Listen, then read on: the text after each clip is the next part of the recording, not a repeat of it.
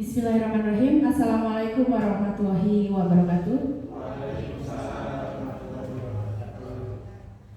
Yang saya hormati Bapak Ibu Guru beserta tenaga administrasi SMP Negeri 2 Kledung. Terima kasih pagi hari ini Bapak Ibu semua sudah mau menghadiri acara saya, yaitu diseminasi budaya positif terkait dengan tugas saya sebagai calon guru penggerak. Pertama, marilah kita panjatkan puji syukur kehadirat Tuhan Yang Maha Esa, karena atas limpahan rahmat dari Allah kita semua dapat berkumpul di ruangan ini. Semoga diberi kelancaran sampai nanti selesai acara diseminasi saya. Sholawat serta salam kita junjungkan kepada beliau Nabi Agung Muhammad SAW. Semoga kita semua yang ada di ruangan ini nantinya mendapatkan syafaat di hari akhir. Amin. Kegiatan kita hari ini adalah diseminasi budaya positif. Ini adalah materi saya di calon guru penggerak di modul 1.4, di mana di materi budaya positif ini ada beberapa materi yang nantinya akan saya sampaikan dan semoga bermanfaat untuk kita semua sebagai pendidik di SMP Negeri 2 Kledung ini. Marilah Bapak Ibu kita mulai acara diseminasi budaya positif ini. Yang pertama, saya akan membacakan agenda kita. Yang pertama pembukaan, kemudian nanti kita akan membuat kesepakatan agar acara ini lancar dan tidak terlalu lama. Kemudian nanti saya akan menyampaikan materi terkait budaya positif, kemudian refleksi, umpan balik, dan nanti penutup. Oke. Ini adalah agenda kita hari ini. Marilah Bapak Ibu, kegiatan diseminasi budaya positif pada pagi hari ini kita buka dengan bacaan basmalah bersama. Bismillahirrahmanirrahim. Namun sebelum itu saya mohon kepada Bapak Suati untuk memberikan sambutan sedikit untuk saya sebagai pembukaan sebelum kita berdiskusi mengenai budaya positif ini. Monggo Pak.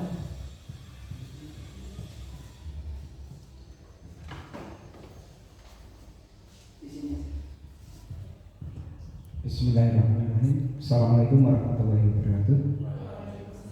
Yang kami hormati Bapak Ibu Guru beserta staf karyawan TU di SMP Negeri 2 Kledung. Alhamdulillahirrahmanirrahim. Pada kesempatan kali ini kita masih diberikan kesehatan dan kesempatan, sehingga dengan sebagian atau salah satu nikmat tadi, kesehatan dan kesempatan, kita dapat menghadiri apa yang menjadi undangan dari Ibu Desi untuk menyampaikan diseminasi pada kesempatan hari ini. Semoga apa yang disampaikan oleh Ibu Desi nanti bisa bermanfaat untuk kita semuanya, dan khususnya bagi Ibu Desi yang sebagai guru penggerak dalam menyampaikan materi ini dapat memberikan manfaat dan keberkahan untuk semuanya. Semoga sukses dan selalu sukses. Terima kasih. Assalamualaikum warahmatullahi wabarakatuh. Terima kasih Bapak Suadi atas pembukaan dan sambutannya. Sekali lagi terima kasih. Selanjutnya kita akan membuat kesepakatan acara kita pagi hari ini supaya nanti tidak terlalu lama. Mohon nanti jika ada Bapak Ibu Guru yang kurang berkenan dengan kesepakatan ini, mohon disampaikan. Yang pertama, seluruh Bapak Ibu memiliki kesempatan untuk berpendapat. Kemudian yang kedua, berpikiran terbuka dan saling menghormati. Yang ketiga, jika ada yang berbicara, maka yang lain mendengarkan. Kemudian yang keempat, berpendapat setelah dipersilahkan. Yang kelima, berpartisipasi penuh. Dan yang terakhir, mengikuti sesi dengan perasaan yang gembira. Bagaimana Bapak Ibu? Sepakat? Sepakat ya? Nah, agar pagi hari ini kita gembira, senang, maka marilah Bapak Ibu saya mohon kursinya dimundurkan sedikit. Ya, sedikit saja. Tetap duduk. Kita akan melakukan ice breaking.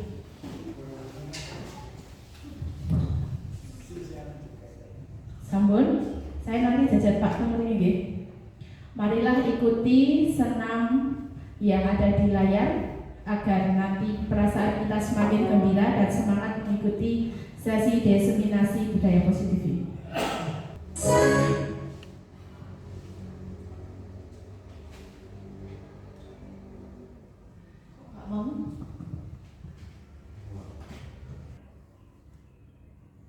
All right, this was nice and fun. We had fun putting it together. I need you here with me. Let's go. Tap. Left side, open. Good. All right, we're going to keep the hands the same. We're going to change the feet. Take it out. Forward. Good. Open.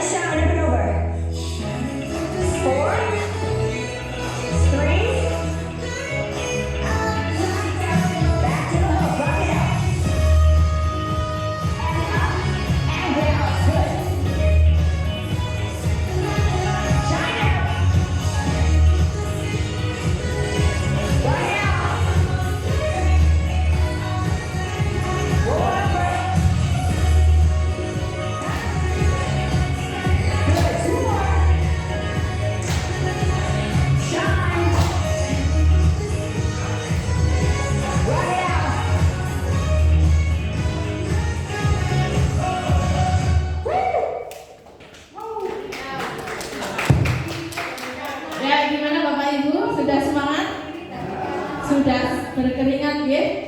Ya. Oke, sudah semangat, sudah berkeringat, artinya semangat untuk mengikuti sesi pagi hari ini. Nah, di modul 1.4 berjudul budaya positif ada 4, sebenarnya ada 5, yang satu nanti terakhir.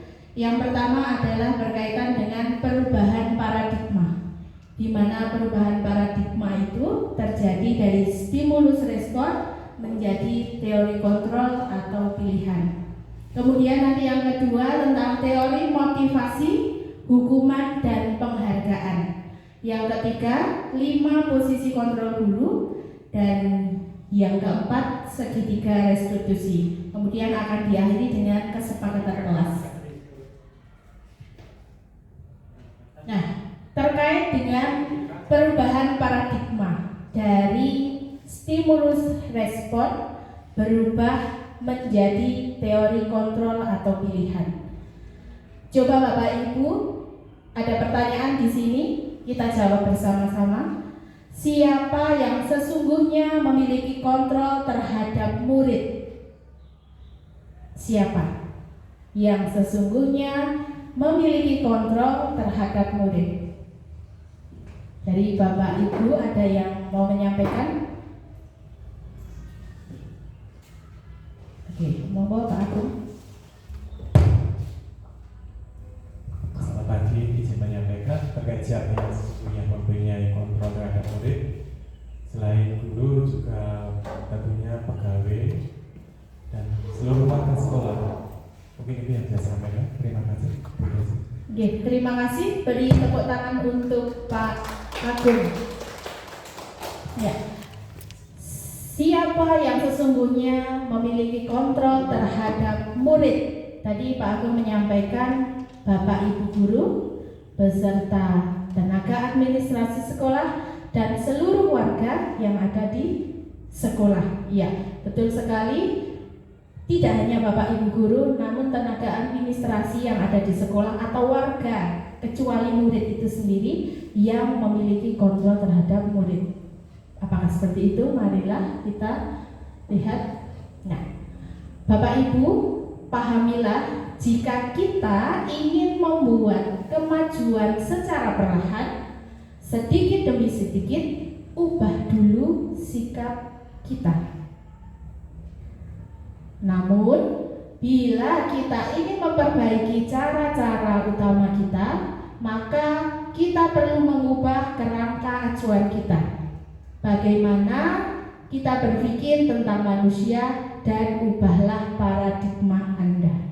Nah, ini tentang paradigma perubahan Bapak Ibu. Ternyata ketika kita ingin menjadikan anak yang seperti apa, itu kita lihat dulu dari diri kita sebagai guru maupun sebagai tenaga administrasi. Karena kita selain guru dan tenaga administrasi itu saling berkolaborasi untuk membuat murid yang kita inginkan. Seperti yang sudah disampaikan kemarin tentang visi dan misi sekolah. Jadi sebelum anak itu ingin kita jadikan seperti apa, kita rubah dulu diri kita. Contohnya semisal kita ingin anak itu disiplin, maka kita sebagai guru, sebagai tenaga sekolah harus disiplin dulu. Oke. Kita lanjut. Nah, ini perubahan paradigma itu tadi dari stimulus respon menjadi teori kontrol. Di sini disampaikan bahwa ada contohnya kita mencoba mengubah orang agar berpandangan sama dengan kita. Itu stimulus responnya. Tapi menurut teori kontrol, kita berusaha memahami pandangan orang lain tentang dunia. Kemudian perilaku buruk dilihat sebagai suatu kesalahan, itu sebagai stimulus responnya. Tapi menurut teori kontrol, semua perilaku itu memiliki tujuan. Kemudian ada orang lain bisa mengontrol saya, itu sebagai stimulus responnya. Tapi menurut teori kontrol, hanya kita sendiri yang bisa mengontrol diri kita. Kemudian saya bisa mengontrol orang lain, itu sebagai stimulus responnya. Tapi teorinya sebenarnya kita atau Anda itu tidak bisa mengontrol orang lain. Kemudian ada pemaksaan ada pada saat bujukan gagal. Itu teori kontrolnya. Sebenarnya kolaborasi dan konsensus menciptakan pilihan-pilihan baru. Yang terakhir, model berpikir menang atau kalah itu sebagai stimulus responnya. Tapi teori kontrolnya model berpikir menang. Nah, ini menurut Dr. William Bester ada 4. Yang pertama, ilusi guru mengontrol murid. Yang kedua, ilusi bahwa semua penguatan positif atau bujukan itu efektif dan bermanfaat. Yang ketiga, ilusi bahwa kritik dan membuat orang merasa bersalah dapat menguatkan karakter. Identitas gagal, pemahaman diri buruk. Dan yang keempat, ilusi bahwa orang dewasa memilih hak untuk memaksa. Ini menurut Dr. William Glaser. Nah, dari tadi tentang teori kontrol, dari stimulus respon ke teori kontrol, kita dari awal harus tahu dulu diri kita. Kita harus mengontrol diri kita agar nantinya, contohnya ketika kita pengen anak menjadi disiplin, maka ubahlah dulu dari diri kita sendiri terlebih dahulu. Sampai di sini ada yang mau disampaikan Bapak Ibu? Belum? Ya, kita lanjutkan terkait dengan teori motivasi, hukuman, dan penghargaan. Ada 3 motivasi perilaku manusia. Ada yang berasal dari internalnya diri, ada yang berasal dari eksternal atau faktor internal dan faktor eksternal. Yang pertama, untuk menghindari ketidaknyamanan atau hukuman, itu termasuk di dalam motivasi eksternal. Kenapa demikian? Karena contohnya anak tidak mengerjakan tugas, biasanya tidak mengerjakan tugas. Kemudian kita sudah bersepakat bahwa yang tidak mengerjakan tugas, misal contohnya besok harus membuat tugas itu 10 kali, misalnya ada yang seperti itu. Nah, hari berikutnya anak tersebut mengerjakan tugas dengan mencontoh temannya pagi-pagi, mencontek punya temannya. Nah, itu seseorang sedang melakukan motivasi perilaku yang pertama, yaitu untuk menghindari ketidaknyamanan atau hukuman. Piye carane saya bisa mengerjakan tugas, mau nyontoh atau apa, itu agar tidak mendapat hukuman. Itu masih bersifat eksternal, artinya takut kalau dihukum. Yang kedua, untuk mendapatkan imbalan atau penghargaan dari orang lain. Ini sama seperti contoh pertama, dia bagaimanapun caranya, yang penting saya mengerjakan tugas agar dihargai oleh gurunya. Oh, kemarin tidak mengerjakan, sekarang kok sudah mengerjakan. Nah, itu motivasinya masih dari eksternal, artinya dia menghindari atau agar supaya mendapatkan imbalan dari gurunya atau orang lain. Nah, untuk yang ketiga ini, untuk menjadi orang yang mereka inginkan dan menghargai diri sendiri dengan nilai-nilai yang mereka percaya. Nah, untuk yang ketiga ini, motivasi yang ketiga ini yang datang dari internal atau dari diri sendiri. Merasa mengerjakan tugas itu ya bukan karena agar tidak dihukum atau agar dapat pengakuan dari gurunya sregep gitu ya, bukan, tapi karena dari diri sendiri menyadari dan menghargai dirinya. Kalau saya mengerjakan berarti saya sayang dengan diri saya sendiri. Nah, kemudian berkaitan dengan hukuman dan lain sebagainya tadi, ada 5 kebutuhan dasar manusia. Ada 5 di sini. Yang pertama, bertahan hidup. Kemudian yang kedua, merasa diterima. Yang ketiga, kebebasan. Yang keempat, penguasaan. Dan yang kelima, kesenangan. Ada 5 Bapak Ibu. Yang pertama apa? Bertahan hidup. Diingat-ingat deh Bapak Ibu. Yang kedua, merasa diterima. Yang ketiga, kebebasan. Yang keempat, penguasaan. Yang kelima, kesenangan. Marilah Bapak Ibu kita lihat contoh yang ada di depan, kita analisis bersama. Ada anak mengatakan, aku hebat kan, bisa bikin bu guru mengejar aku. Kira-kira dari 5 kebutuhan dasar manusia, anak ini termasuk yang mana? Aku hebat kan? Penguasaan. Coba Bu Siwi apa?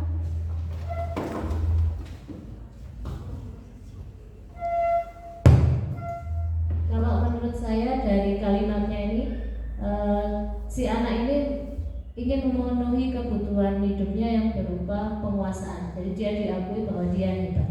Ya, beri tepuk tangan untuk Ibu Siwi.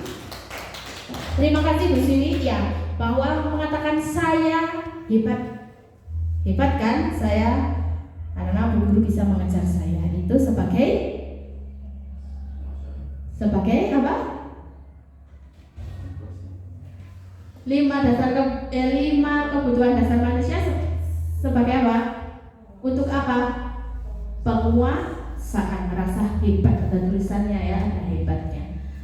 Kemudian yang kedua, bosan kegiatannya mewarnai terus di kelas. Kira-kira ini termasuk yang mana dari 5 kebutuhan dasar manusia? Monggo, ada yang mau menjawab?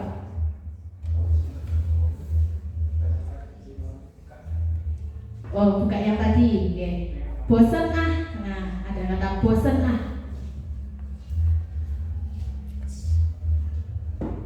termasuk yang mana? Apa? Coba Pak Hendro.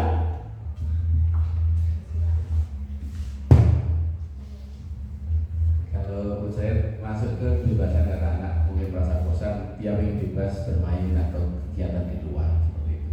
Masuk ke kebebasan. Ya, beri tepuk tangan untuk Pak Hendro. Ya, ada kata bosan artinya apa? Pengen bebas, tidak hanya mau mewarnai, mungkin maunya sepak bola atau voli gitu ya Pak. Lanjut. Seorang anak memalak temannya, uangnya ia gunakan untuk membeli makanan di kantin. Monggo Pusat. Anak untuk bisa ini bertahan hidup ini, untuk memenuhi, karena mungkin uang jajannya tidak ada, kemudian mengalah anak yang lain. Ya, terima kasih, beri tepuk tangan untuk Bu Satanti.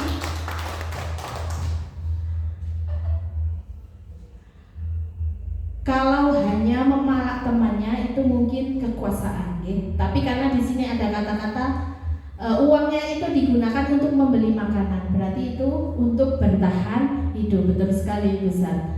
Kemudian, nah selanjutnya ini terkait dengan hukuman dan konsekuensi.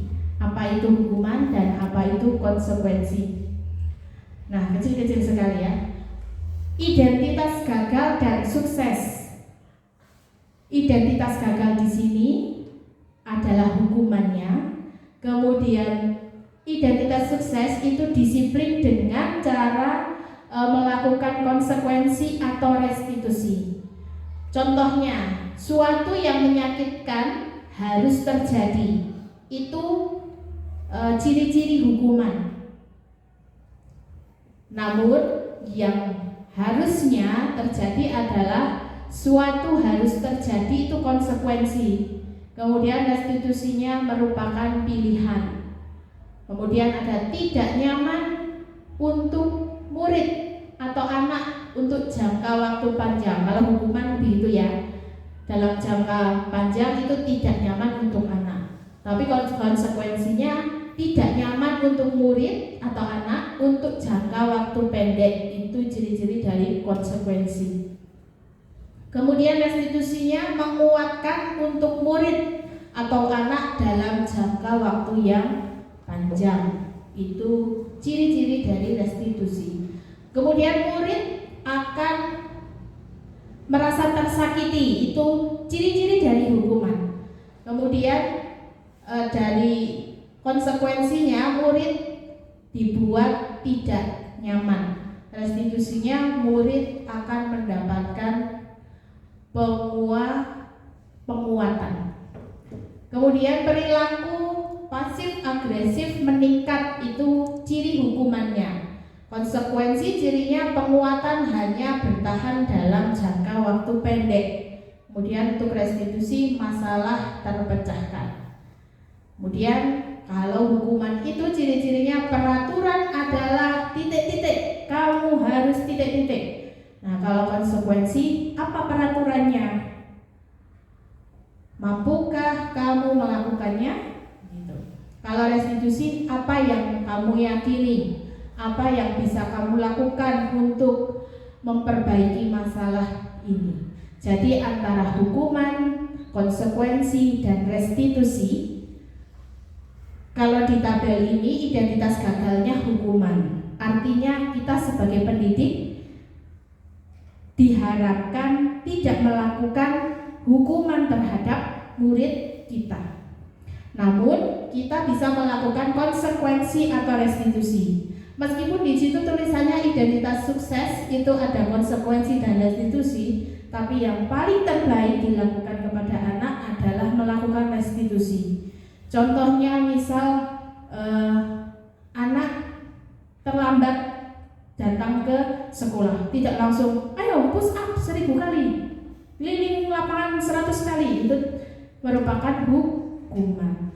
Tapi kalau konsekuensi bisa ditanya, apa peraturan di sekolah kalau terlambat ke sekolah, itu konsekuensinya. Terus ditanya peraturannya apa, konsekuensinya apa. Nah, tapi kalau restitusi itu akan ditanya peraturannya apa di sekolah. Terus anak diminta atau digali agar mendapatkan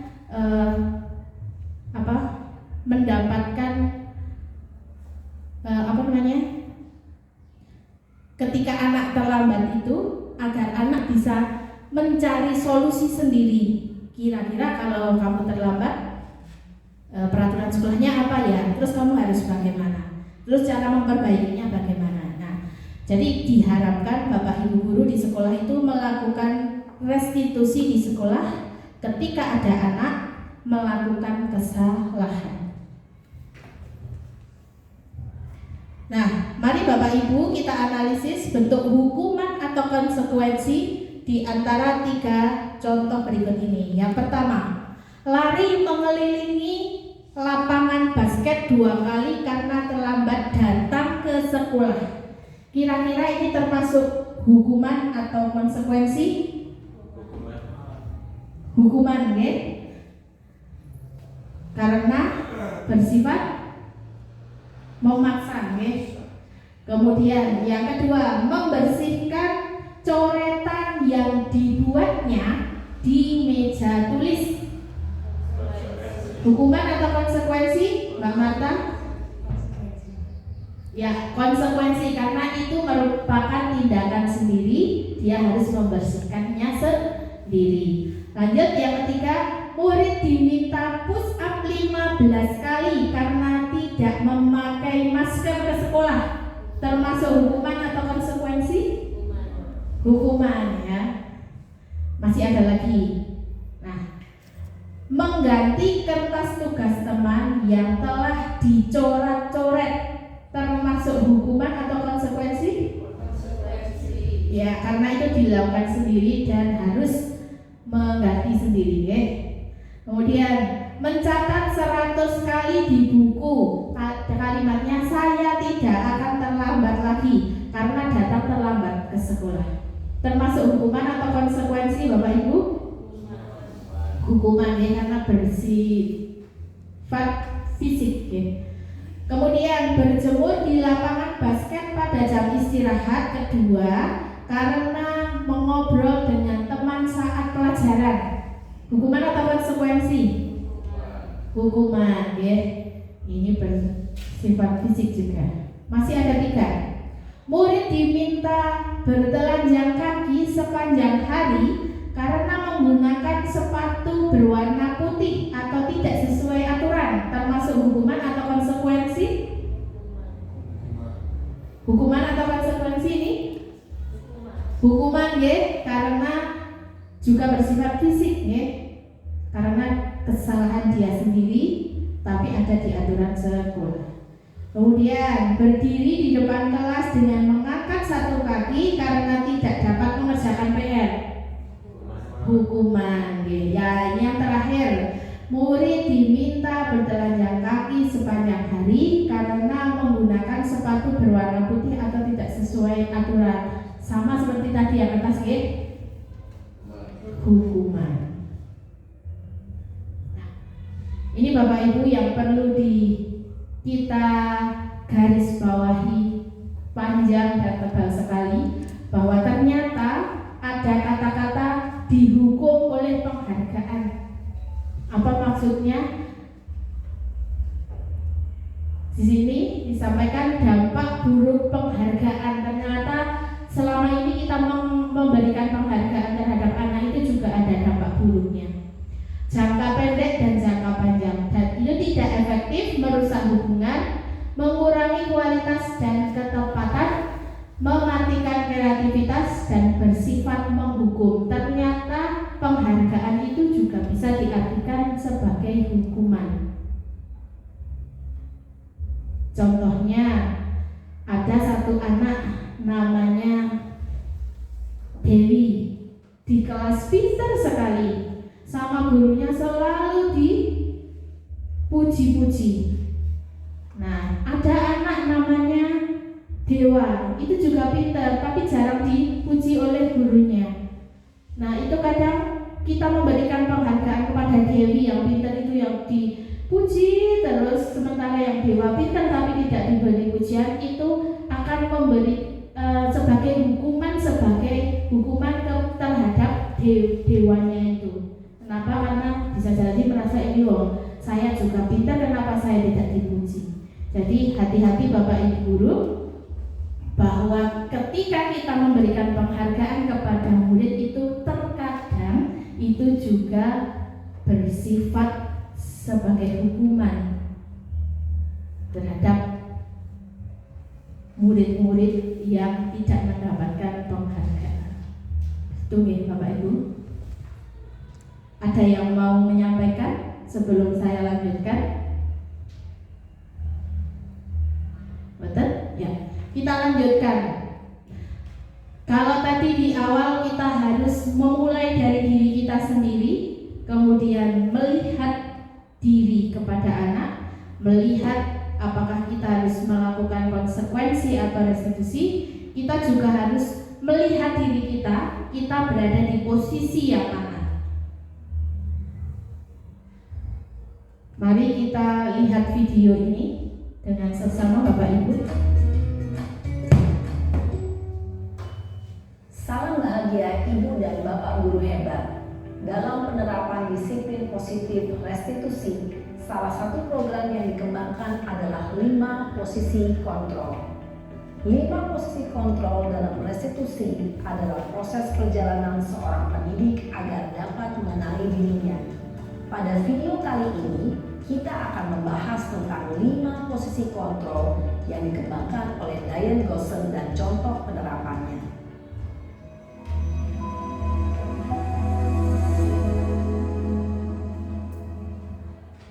5 posisi kontrol itu adalah: 1. Posisi penghukum.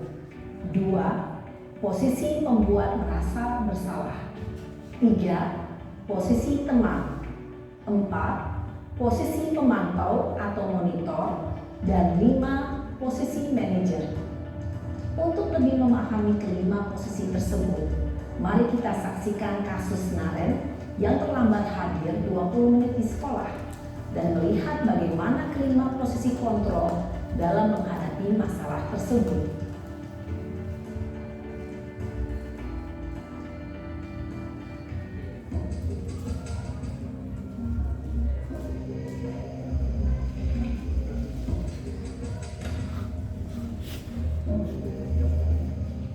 Naren! Sini kamu! Selamat pagi, Bu. Selalu terlambat. Kamu deh, pasti terlambat. Maaf, Bu. Saya Apa? Apa coba? Alasan kamu apa lagi? Kapan sih kamu tidak terlambat? Malas sekali ya kamu jadi anak. saya Dasar pemalas.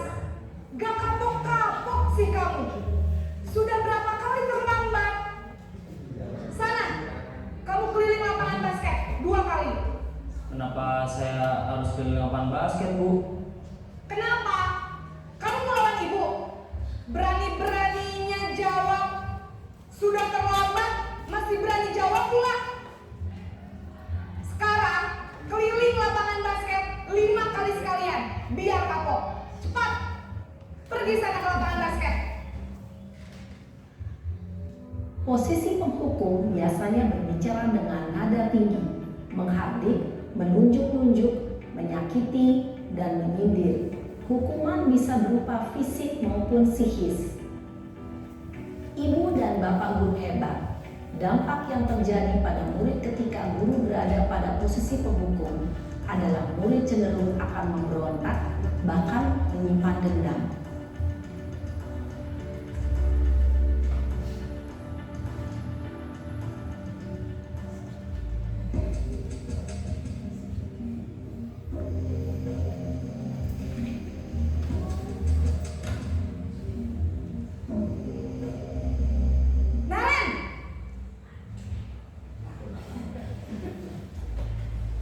Selamat pagi, Bu.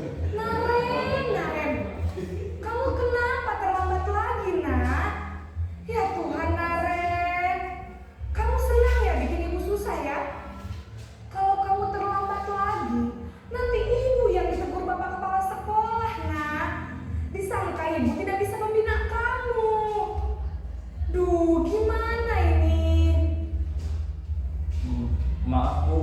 Duh, Gusti Naren, kamu suka ya kalau ibu ditegur bapak kepala sekolah? Terus, sekarang ibu harus tulis apa ini di buku absen? Ini kamu sudah sering terlambat loh. Ibu harus apa coba? Maaf, Bu. Maaf sekali. Ya sudah, lain kali jangan bikin ibu susah lagi ya, nak ya. Ibu tidak akan kuat lagi kalau kamu begini terus. Bisa jantungan kalau ibu ditegur bapak kepala sekolah. Sana cepat ke kelas. Maaf ya, Bu. Maaf sekali. Posisi pembuat rasa bersalah berbicara dengan nada tenang, cenderung lembut. Namun kata-kata yang diutarakan membuat murid merasa menjadi orang yang gagal, memandang buruk dirinya sendiri, merasa tidak berharga, dan tidak sanggup membahagiakan orang lain. Ketika guru mengambil posisi pembuat rasa bersalah, murid akan menganggap dirinya yang bersalah dan ia akan menyimpan emosi negatif tersebut di dalam dirinya.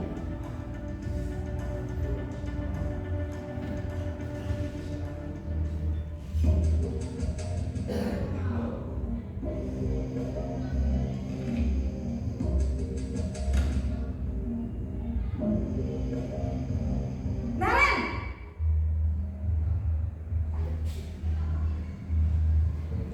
Selamat pagi, Bu. Wah, sudah jam berapa ini, nak?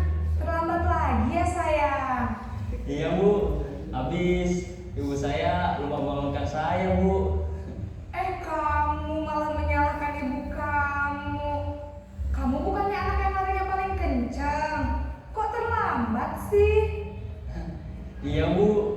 Saya memang terlambat bangun tadi. Jadi, biarpun saya lari kencang, tetap gak kekejar, Bu. Ya sudah sana. Nanti lain kali larinya lebih kencang lagi ya. Biar gak terlambat lagi. Bikin seneng ibu. Demi ibu. Bisa kan? Bisa lah, Bu. Ya sudah sana masuk kelas. Ibu beresin urusan absen kamu. Kamu ini ada-ada saja.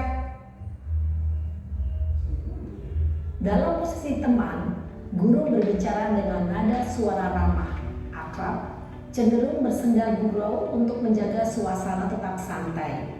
Murid akan merasa senang, aman, dan akrab dengan guru. Identitas yang tercipta adalah identitas sukses atau berhasil. Namun, perlu diingat, karena ini masih dorongan eksternal, maka ada faktor ketergantungan dari murid kepada orang tertentu. Di sini guru absennya, sehingga di lain waktu murid bisa berperilaku baik, namun hanya kepada orang-orang tertentu saja.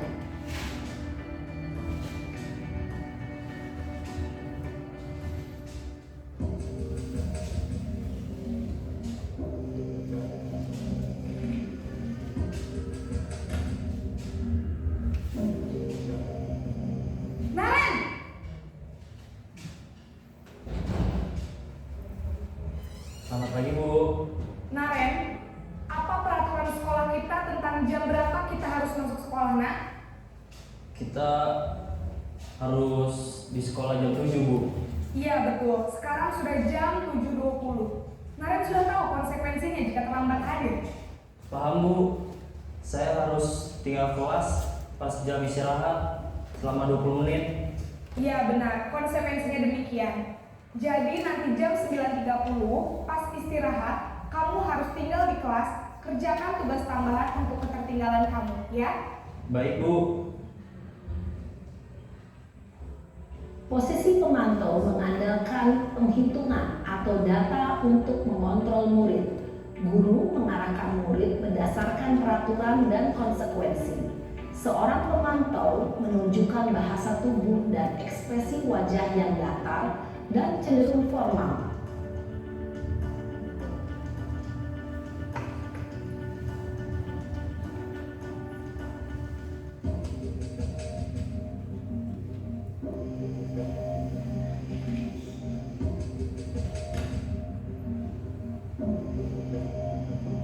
Naren!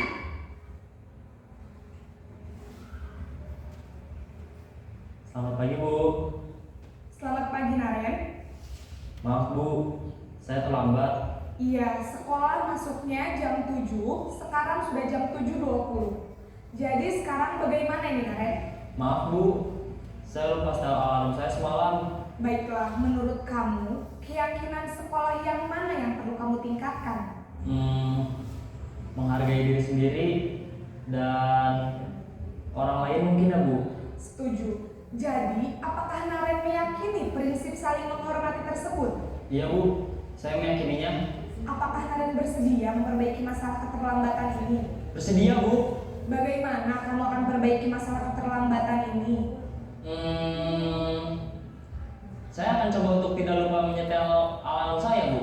Baik, kalau Naren lupa menyetel alarm di rumah, ada orang yang kira-kira bisa bantu mengingatkan tidak? Ada, Bu. Kakak saya, Kak Emma. Ada lagi selain Kak Emma? Selain Kak Emma, ada ibu saya. Baik, jadi yang mengingatkan Naren adalah Kak Emma dan ibu kamu ya? Kira-kira akan mulai start alarm kapan nih Naren? Setelah pulang sekolah, akan segera saya lakukan. Baik, jadi Naren akan setel alarm untuk bangun besok pagi dan akan diingatkan oleh kakak dan ibunda Naren ya. Ada lagi yang mungkin perlu dilakukan Naren agar tidak terlambat bangun lagi? Tidak ada, Bu. Baik Naren, terima kasih untuk kerjasama kamu. Sekarang kamu perlu kembali ke kelas untuk belajar. Baik, Bu. Terima kasih. Posisi manajer adalah posisi kontrol yang disarankan untuk membimbing murid memiliki sikap disiplin yang positif, yaitu murid yang mandiri, bertanggung jawab, dan dapat memecahkan masalah. Tujuan dari posisi ini adalah agar murid dapat berefleksi atas tindakannya. Guru akan dengan tulus memberikan pertanyaan-pertanyaan bermakna, sehingga membuat murid dapat belajar dari kesalahannya dan mencari sebuah solusi untuk menyelesaikannya. Ibu dan Bapak guru hebat, setelah mengamati adegan kelima posisi kontrol tadi, kira-kira posisi mana yang paling ideal? Posisi mana yang dapat menunjang motivasi intrinsik murid? Ya, tentu posisi manajer. Posisi ini memang posisi ideal yang ingin dituju setiap pendidik. Pada posisi inilah, guru dapat menerapkan disiplin positif yang berpihak pada murid, yang memerdekakan murid. Perjalanan seorang pendidik tentunya tidak mudah untuk sampai pada posisi seorang manajer. Namun, tujuan kita pasti, yaitu menciptakan murid-murid yang mandiri, merdeka, dan bertanggung jawab.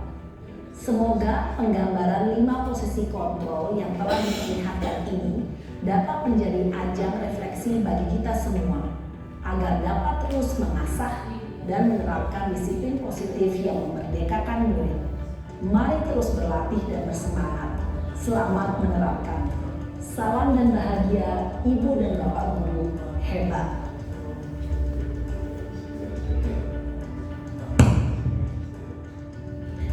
Ya, Bapak Ibu, setelah menyaksikan video terkait dengan 5 posisi kontrol tadi di akhir sudah disampaikan bahwa posisi ideal kita sebagai guru, bukan hanya sebagai guru tapi sebagai tenaga administrasi yang biasanya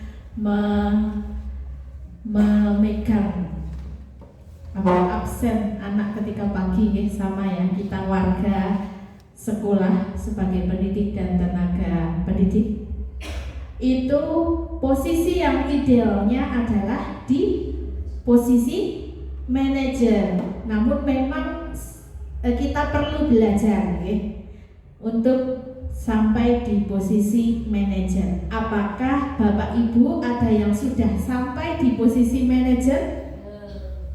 Kita bersama-sama semangat untuk mencapai posisi itu, Bapak Ibu. Nah, kalau kita semua masih sulit untuk menjadi posisi manajer tersebut, maka coba saya tanya satu atau dua di antara Bapak Ibu, di posisi manakah Bapak Ibu sekarang ketika menghadapi anak-anak kita? Atau ada yang mau tunjuk jari? Oke, monggo Bu Siwi. Setelah tadi menyaksikan video tadi ya Bu ya, saya sambil merefleksikan ke diri saya sendiri. Selama ini saya menjadi guru itu saya dominan di posisi sebagai teman dan penghukum, ya lebih utama di penghukum. Jadi tergantung ya Bu ya, tergantung dari jenis masalah yang muncul dari anak dan anak yang saya hadapi. Kalau anak yang saya hadapi itu memang sudah berkali-kali, itu memang saya berlaku sebagai penghukum. Maksud saya biar jerah dan tidak diulang lagi. Namun ketika masalahnya tidak terlalu berat dan anak itu baru sekali melakukan itu, maka saya kadang menjadi seorang teman, memposisikan diri sebagai seorang teman.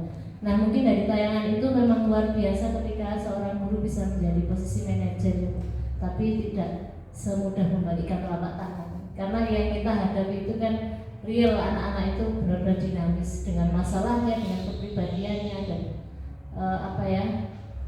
variasi dari kesalahan itu sekarang kan lebih bermacam-macam dan cukup berat. Mungkin itu. Ya, terima kasih Bu Siwi, beri tepuk tangan untuk Bu Siwi. Betul sekali, untuk mencapai posisi manajer itu kita perlu banyak sekali belajar. Apalagi anak-anak kita dari A sampai Z ada semua, Nah, sama Bu, saya juga terkadang menjadi di posisi teman, kadang di posisi penghukum, melihat dari apa yang dilakukan anak atau pelanggaran apa yang dilakukan anak. Ada lagi mungkin Bapak Ibu yang lain? Pusat mungkin? Sama? Banyak yang menghukum ya, kita ada di posisi penghukum, teman, atau yang lainnya. Marilah kita pelan-pelan bersama-sama untuk menuju di posisi manajer. Meskipun kalau dibayangkan Bapak Ibu, kalau kita di posisi manajer itu kita harus memiliki kesabaran yang ekstra dan memiliki waktu yang luang juga, Mungkin itu ketika kita nanti menjadi guru piket di depan, ada anak yang terlambat contohnya, coba kita lakukan restitusi atau kita tanya, agar nanti pelan-pelan murid kita menjadi mandiri, kemudian bertanggung jawab, gitu. Nah, ini dia segitiga restitusi. Bagaimana cara kita menerapkan segitiga restitusi ketika ada anak yang melakukan pelanggaran? Ada 3 cara segitiga, ada 3.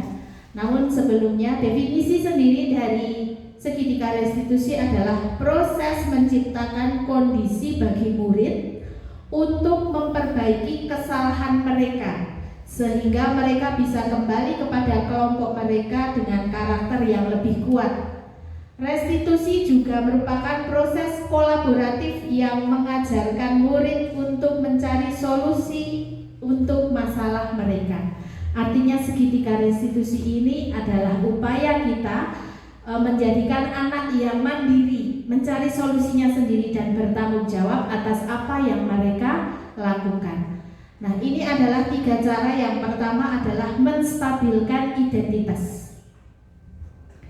Bisa dikatakan nanti kepada anak, setiap orang pasti pernah melakukan kesalahan. Itu contoh kalimat yang kita sampaikan kepada anak pertama. Ditanya, ini jam berapa? Jam 7:05 Bu, kamu terlambat berapa menit? Kamu melakukan kesalahan apa? Kita tanya pelan-pelan. Kemudian kalau anak sudah mulai menemukan jalannya, maka kita stabilkan identitas anak tersebut bahwa kamu bukan satu-satunya yang pernah melakukan ini. Setiap orang pasti pernah melakukan kesalahan, namun kedepannya harus diperbaiki lagi. Setelah menstabilkan identitas, maka kita melakukan validasi tindakan yang salah. Contohnya, kamu tentu punya alasan kan kenapa kamu terlambat ke sekolah. Apakah cara yang lebih efektif untuk mendapatkan apa yang kamu butuhkan? Nah, itu contoh kalimatnya. Setelah memvalidasi tindakan yang salah, selanjutnya menanyakan keyakinan atau menanyakan mungkin peraturan sekolah gitu ya, kalau anak datang terlambat.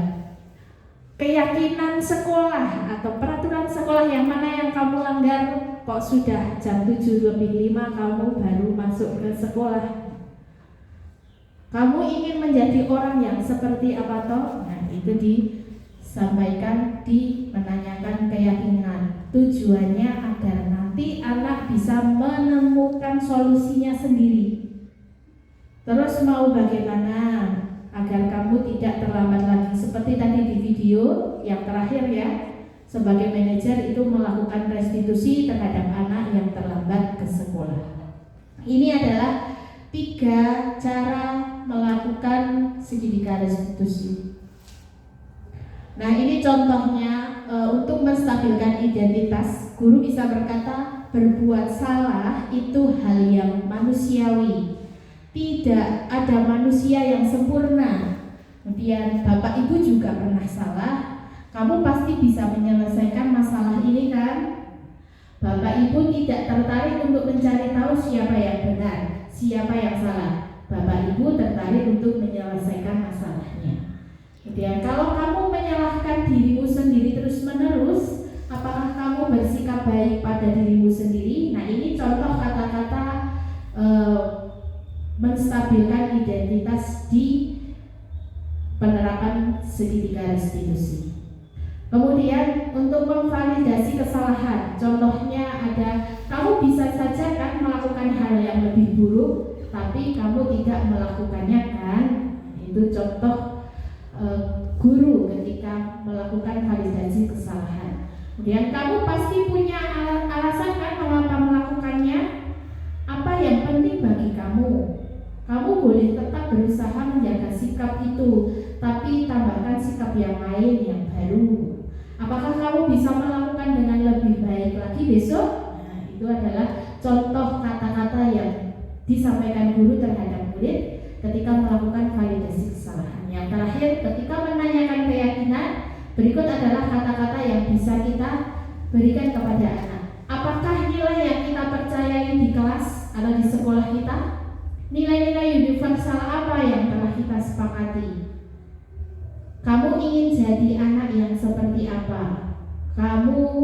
Apa yang kamu rasakan ketika kamu melakukan itu? Kamu menjadi orang yang seperti apa? Nah, ketika ditanyakan hal-hal seperti ini, nanti harapannya anak akan menentukan sendiri solusinya, akan menjawab, dan yang dijawab itu harapannya yang akan dilakukan ke depannya agar kesalahan-kesalahan itu tidak terjadi kembali. Nah, ini proses segitiga restitusi didasarkan pada teori kontrol. Langkahnya menstabilkan identitas. Teori kontrolnya seperti tadi di awal, kita semua akan melakukan hal terbaik yang bisa kita lakukan. Kemudian di proses validasi tindakan yang salah, teori kontrolnya, semua perilaku memiliki alasan. Kemudian langkah yang ketiga, menanyakan keyakinan, maka teori kontrolnya adalah kita semua memiliki motivasi internal. Ya, dari ketiga langkah segitiga restitusi ini harapannya selain nanti anak menjadi mandiri dan bertanggung jawab, kita nanti melangkah ke depannya juga lebih mudah. Gitu. Sebelum kita akhiri dan refleksi atau kesimpulan, monggo Bapak Ibu saya minta semua untuk maju ke depan. Kita ice breaking supaya nanti setelah selesai ini juga fresh kembali. Tadi sudah fresh di awal, diakhiri dengan fresh kembali. Monggo berkumpul di depan.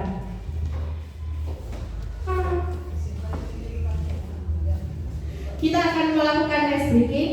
Monggo yang berpasangan, ibu-ibu, bapak-bapak atau bapak ibu, monggo. Kalau Pak Bu, monggo Bu. Monggo Pak Bu. Ayo. Ya, mari berhadapan-hadapan Bapak Ibu. Kita akan melakukan sweep jempol, telunjuk dan kelingking. Oke. Nah, itu sweepnya kita ya Bu, ini ya. Nah, kalau sekarang kita akan sweep pakai 5 jari kita semuanya. Contohnya, kalau kalian bisa nunggu Bu, kita sweep ya. 1, 2, 3. Oke, ulangi. 1, 2, 3. Sebentar Bu, nanti dikalikan. Saya ada 2, Busan ada 1. Berarti cepet-cepetan jawab. Ini dikalikan ya. Busan dan saya berarti jawabannya 2. Nah, siapa yang cepat itu yang menang. Yang kalah silahkan duduk kembali. Oke? Siap? Sudah paham? Oke, yuk. Saya hitung. 1, 2, 3. Jreng.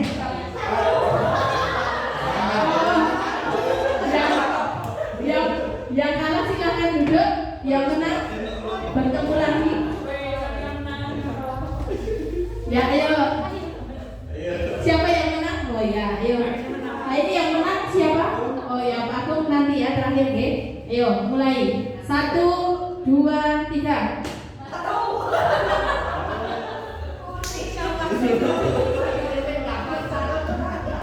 Ayo Pak Ho berdiri, ini nanti ini bareng lagi ya. Ayo kita tentukan dari 2 kubu ini siapa yang menang. Ayo, 1, 2, 3.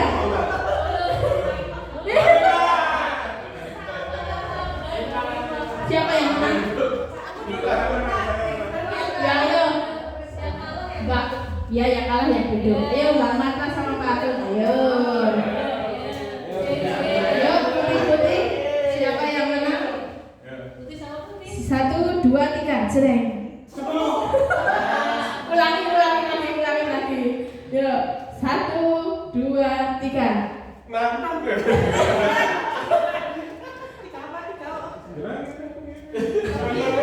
Tiga sama 3 Pak, 9. Oh ya. Oke, Mbak Marta, inilah pemenangnya, kita beri tepuk tangan. Ya, terima kasih Bapak Ibu. Ya, marilah kita berefleksi. Namun sebelum refleksi, saya akan mengingatkan kembali atau saya akan memberikan kesimpulan dari acara diseminasi kita pagi hari ini. Dari awal sampai akhir ternyata semuanya itu berawal dari diri kita sendiri dulu untuk melayani anak-anak kita yang ada di sekolah.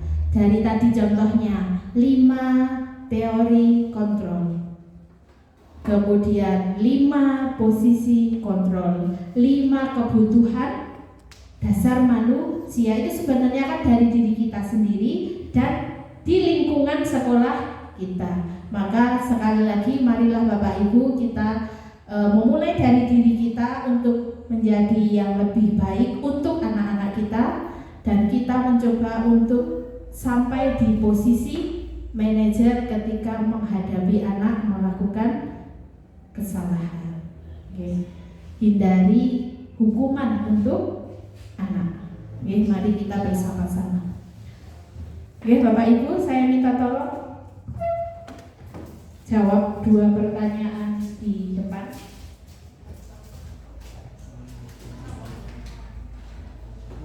Yang pertama, hal yang menarik apa yang kita pelajari hari ini? Monggo mau 1 kata, 1 kalimat boleh. Kemudian yang kedua, setelah mempelajari materi yang menarik tadi, saya merasa bagaimana? Monggo, silahkan ditulis, nanti ditempel di depan.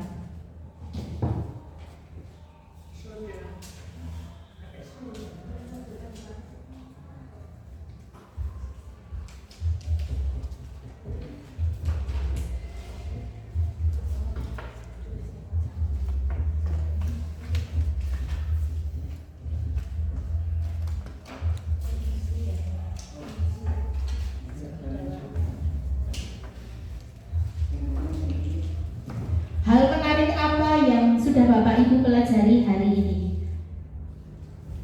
Boleh pilih salah satu di antara materi atau kegiatan kita dari pagi hari tadi. Kemudian alasannya setelah mempelajari apa itu? Kemudian saya merasa atau menurut panjenengan bagaimana?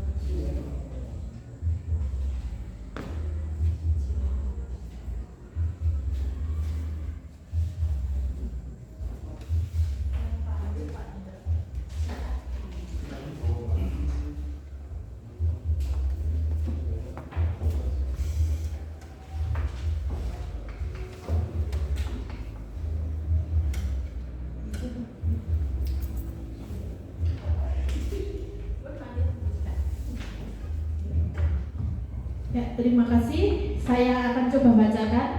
Hal yang menarik adalah saya merasa semangat setelah mengikuti senam. Merasa senang dan bahagia. Kemudian setelah mempelajari materi, perlunya sebuah tindakan dan solusi dalam menangani sikap siswa. Oke. Kemudian belajar tentang teori kontrol. Kemudian sedikit tahu dan banyak kekurangan. Hal yang menarik adalah 5 posisi kontrol guru dan segitiga restitusi. Dengan segitiga restitusi, murid menjadi lebih bertanggung jawab. Saya berusaha berubah dari posisi penghukum, pemantau menjadi manajer. Ya, setelah mempelajari jadi tahu posisi kontrol saya ternyata sebagai penghukum. Menurut saya harus memperbaiki lagi. Oke. Kemudian hal yang menarik yang dipelajari hari ini, pelayanan kita terhadap murid. Menurut saya akan mencoba menerapkannya. Oke.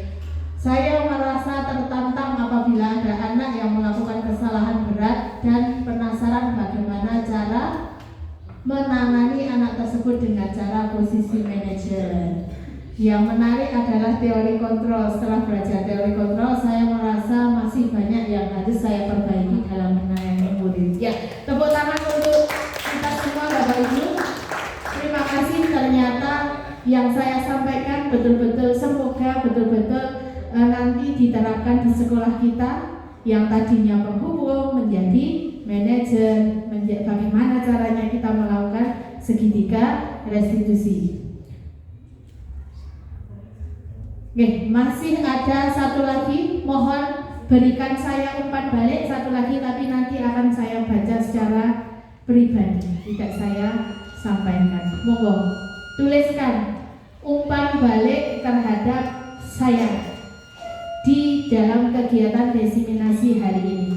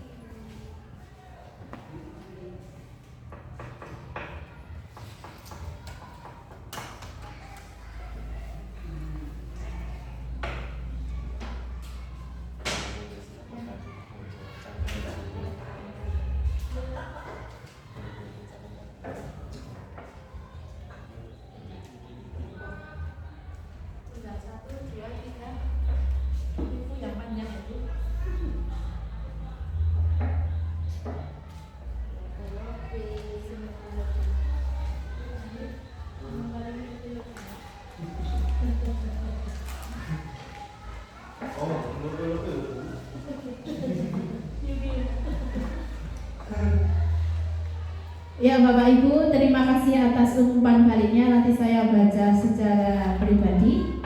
Sebelum saya akhiri kegiatan kita hari ini, terima kasih sekali lagi kepada Bapak Ibu sudah bersedia datang dan dengan senang dan gembira mengikuti desiminasi pada pagi hari ini. Marilah kita akhiri kegiatan kita pada pagi hari ini dengan bacaan hamdalah. Alhamdulillahirobbilalamin. Matur nuwun Bapak Ibu, selamat melakukan tugas yang lain di kelas. Terima kasih sekali lagi. Saya akhiri. Wassalamualaikum warahmatullahi wabarakatuh.